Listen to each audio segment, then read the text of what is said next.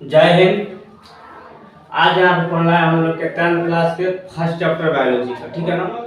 और यहाँ पर 10th का चैप्टर बायोलॉजी का यहाँ पे हम लोग को पढ़ना सिर्फ ऑब्जेक्टिव, ठीक है ना। यानी हम लोग के एक चैप्टर से हम लोग के 60 का ऑब्जेक्टिव पढ़ना है, जो कि हम लोग 12-12 करके पढ़ेंगे। हम लोग 5 को वीडियो में इसको कवर करेंगे, ठीक है ना। और जब ऑब्जेक्टिव पूरा खत्म हो जाएगा तब इसका हम लोग क्या करेंगे, बुक पढ़ाएंगे और बुक से आप लोग के सब्जेक्टिव बताएंगे और बुक पढ़ाएंगे, ठीक है ना। यानी बुक का पढ़ाएंगे, जब ऑब्जेक्टिव खत्म करेंगे तब बुक पढ़ाएंगे और बुक का जो क्वेश्चन आंसर होगा वो भी हम हल करा देंगे, ठीक है ना। पहले हम लोग 60 को ऑब्जेक्टिव देख लेंगे, ठीक है ना। तो 10th क्लास का चैप्टर फर्स्ट, ठीक है ना, का बायोलॉजी है चैप्टर फर्स्ट में। तो उसके बाद इसका चैप्टर पढ़ेंगे और चैप्टर के जो भी ऑब्जेक्टिव सब्जेक्टिव है, अभ्यास प्रश्न है, ये सारा चीज हम बना देंगे, ठीक है ना। तो इसका ऑब्जेक्टिव यहाँ पे देखेंगे फर्स्ट इसका है। तो फर्स्ट का ऑब्जेक्टिव है कृत्रिम वृक्क। कृत्रिम वृक्क का मतलब क्या होता है, जो मनुष्य बनाता है उसको बोलते हैं कृत्रिम वृक्क, ठीक है ना। एक प्राकृतिक ऊपर से होता है जो कि गॉड को फिर मिलता है, जो हम लोग के अंदर है। एक कृत्रिम होता है जो मनुष्य बनाता है, ठीक है ना। उससे भी क्या होता है, हम लोग के उससे वृक्क बनता है और उससे भी वृक्क बना के अवशिष्ट पदार्थ को निकाला जाता है, ठीक है ना। तो कृत्रिम मतलब होता है जो हम लोग बनाते हैं, मनुष्य बनाते हैं उसे, ठीक है ना। ये जो मनुष्य वृक्क बना है उससे क्या होता है, ठीक है ना।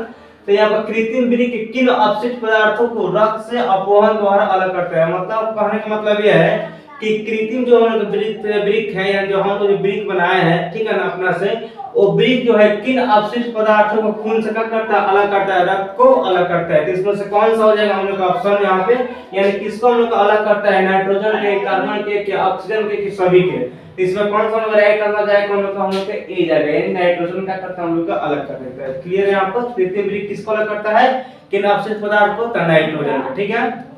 नेक्स्ट यहाँ पे मानव में डायलिसिस थैली कहाँ रहता है। तो मानव जो है इसमें डायलिसिस थैली कहाँ रहता है, जो कि क्या करता है, खूनों को रिफाइन करता है, ठीक है ना। तो खूनों को रिफाइन के काम करने का कौन कार्य करता है, नेफ्रॉन। तो नेफ्रॉन के अंदर क्या होता है, डायलिसिस थैली होता है। तो याद रखना डायलिसिस थैली कहाँ होता है, मनुष्य में नेफ्रॉन के अंदर रहता है। क्लियर है यहाँ पे। भोजन का पचना किस प्रकार का विक्रिया है। तो भोजन को पचना किस प्रकार का, ठीक है ना। तो भोजन को पचना किस प्रकार का विक्रिया हम लोग कहता है, हम लोग का अपचयन विक्रिया है, ठीक है ना। नहीं तो यहाँ पे संयोजन है, नहीं अपचयन है, नहीं यहाँ विस्तार है, सिर्फ यहाँ पर हम लोग का उपचयन विक्रिया है, ठीक है ना। यानी उपचयन विक्रिया द्वारा क्या होता है, भोजन पचता है, ठीक है ना। तो भोजन का पचना हम लोग कौन सा विक्रिया हो गया यहाँ पे, उपचयन विक्रिया। क्लियर है यहाँ पे। अब यहाँ पे निम्नलिखित में उभयलिंग जंतु कौन है। उभयलिंग का मतलब वो होता है कि वो लिंग जिसमें दोनों लिंग हो, यानी मादा का भी हो और नर और मादा दोनों का लिंग इसमें होता है, उसे हम लोग बोलते हैं उभयलिंग, ठीक है ना। उसे हम लोग उभयलिंग बोलते हैं, ठीक है ना। हम लोग जो आ जाएगा यहाँ पे, इसमें केचुआ में, मछली में, शेर और बकरी में कौन सा उभयलिंग इसमें है। तो हम लोग के केचुआ का हम लोग के उभयलिंग, इसको हम लोग बोलते हैं भोजपुरी में चेहरा बोलते हैं, ठीक है ना।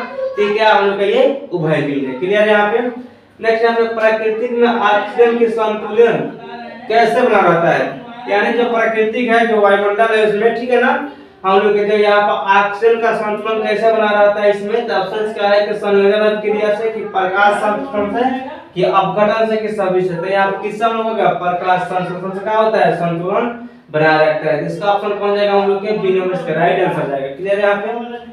6 नंबर यहाँ पे है कि पौधों में शोषण के अंतर्गत कितना एडीपी टूटता है, ठीक है ना, यानी एडिनोसाइन फास्फोरेट, ठीक है ना, एडिनो ट्राइफॉस्फेट, ठीक है ना, एडिनो ट्राइफॉस्फेट। यानी पौधे में शोषण के अंतर्गत कितना एडीपी टूटता है हम लोग के। तो कितना एडीपी टूटता है हम लोग के, 30.5 केजी पर मोल।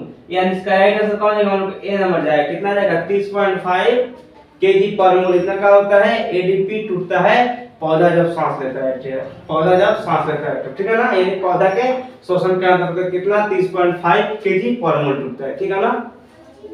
नेक्स्ट काम आएगा आपका अगला क्वेश्चन, पौधों में वाष्पोत्सर्जन किस भाग में होता है। यानी वाष्पोत्सर्जन का मतलब क्या होता है, हम लोग के जो हम लोग का वाष्पोत्सर्जन ये होता है कि यानी जल, यानी पानी जो है हवा के रूप में कहाँ से बनता है, ठीक है ना। यानी वाष्पोत्सर्जन कहाँ से होता है पौधों में, ठीक है ना। यानी पानी जो हवा के रूप में कहाँ से बनता है, हम लोग के कौन से यहाँ पे जड़ में, कहाँ से बनता है, हम लोग के जड़ में से बनता है।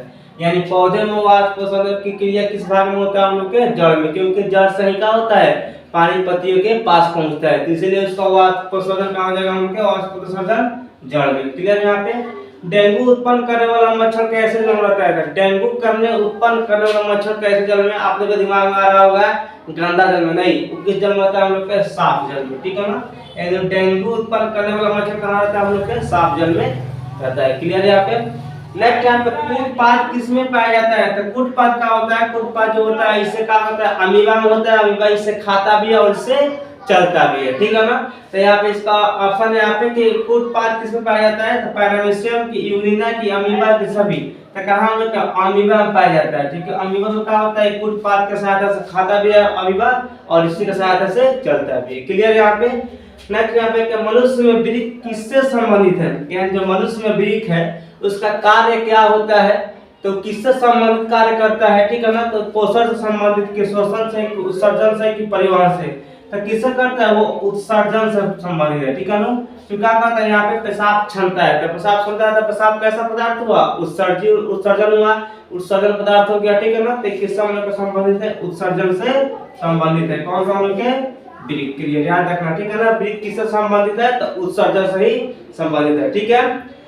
नेक्स्ट हम लोग पादप में जाइलम का क्या कार्य है? तो पादप में दो चीज होते हैं, तो दो संवाहक होते हैं, ठीक है। दो संवाहक, ठीक है ना। यानी एक का काम है हम लोग के पानी को पहुंचाना ऊपर और खनिज लवण, पानी खनिज लवण तीनों का काम ऊपर पहुंच जाता है। और एक का काम क्या होता है? जब खाना बन जाता है तब पूरा और पौधे को बांट देना, ठीक है ना। तो यहाँ पूरा यहाँ पे जाइलम, क्लियर है आप लोग का।